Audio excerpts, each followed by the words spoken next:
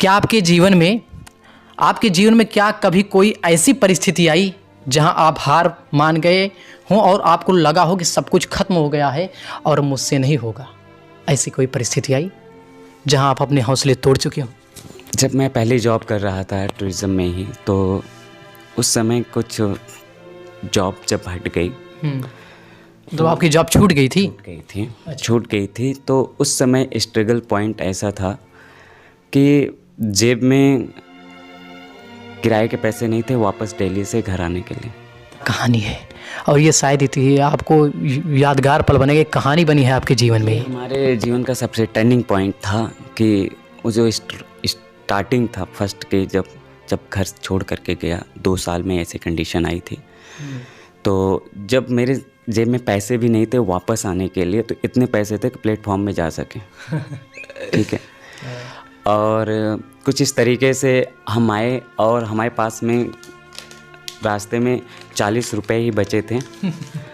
और जब हम अपने सुल्तानपुर के पास में पहुँचे तो एक निहालगढ़ एक जगह पड़ती है। पड़ता है, जानता हूँ।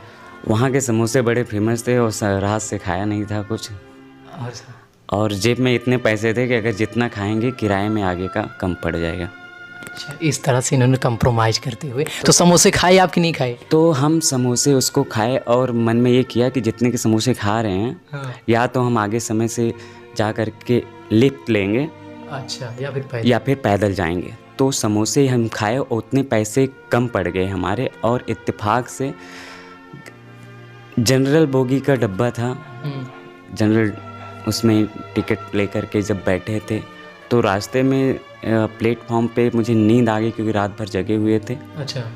और मेरे पैर में प्लेटफॉर्म लगा और जो चप्पल था, चप्पल भी गिर गया। रास्ते में पहुंचने से पहले चप्पल गिर गया। तो मेरे पास में इतने पैसे नहीं बचे थे कि मैं चप्पल उसको खरीद सकूं। तो हम नंगे पाँव घर आए? तो बिल्कुल, मैं अपना जो किराया था उसमें बैठा आया, और जब मैं घर तक पहुंचा तो मेरी जेब में 1 रुपए नहीं थे।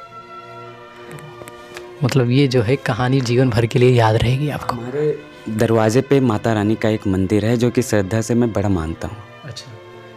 दरवाजे के पास में जब जा कर के खड़ा हुआ और अपनी दोनों जेबें जब निकाली, उस समय मेरी जेब में 1 भी रुपए नहीं था और स्ट्रगल 3 साल का हो चुका था।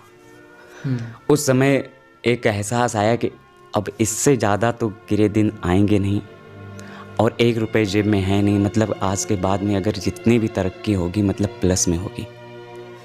सही। वो पॉइंट, वो दिन मुझे आज भी याद है।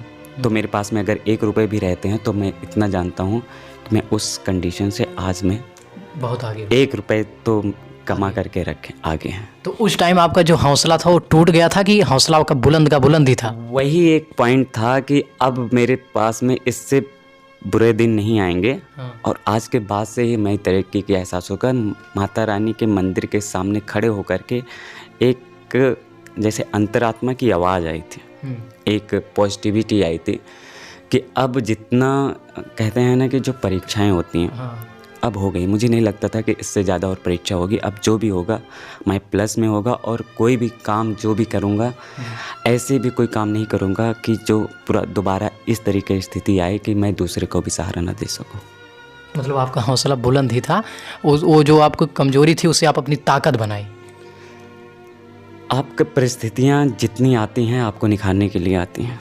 अगर आपको सोचना है कि क्या उस एक्सक्यूजेस को मान करके बैठना है या फिर उस परिस्थिति से आपकी संकल्प इतना स्ट्रांग होना चाहिए कि उस परिस्थिति या तो स्ट्रांग होगी या तो आपके हौसले स्ट्रांग होंगे। जी बहुत, मतलब आपने उस परिस्थिति से आपसे सीख लिया और लड़ने के लिए तैयार रहे, दृढ़ संकल्प किया कि अब मैं कुछ करके दिखाऊंगा, ऐसी परिस्थितियाँ कभी ना। जी बिल्कुल, आपको कोई भी चीज़ें जब तक आप जिद नहीं करते हैं किसी चीज़ को और जब तक आप अंदर से हार नहीं मानते हैं तब तक आप हारते नहीं हैं।